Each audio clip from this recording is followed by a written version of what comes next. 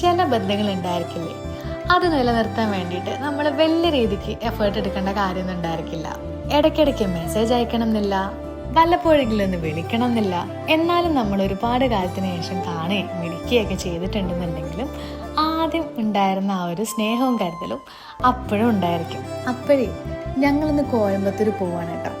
പോകുന്നത് പ്രധാനമായിട്ടും 2 കാര്യങ്ങൾക്കാണ്.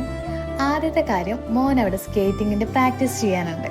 രണ്ടാമത്തെ കാര്യം, ഞങ്ങൾ പാപ്പുവിനെ ഒന്ന് കാണണം. പാപ്പുവിനും മോനും തമ്മിൽ അങ്ങോട്ടും ഇങ്ങോട്ടും ഒരു പ്രത്യേക ബോണ്ടിങ് തന്നെയാണ് കേട്ടോ. അതുകൊണ്ട് തന്നെ അവർ കോഴിക്കോട് നിന്ന് കോയമ്പത്തൂരിലേക്ക് ഷിഫ്റ്റ് ചെയ്ത സമയത്ത് മോന് ഭയങ്കര വിഷമമായിരുന്നു.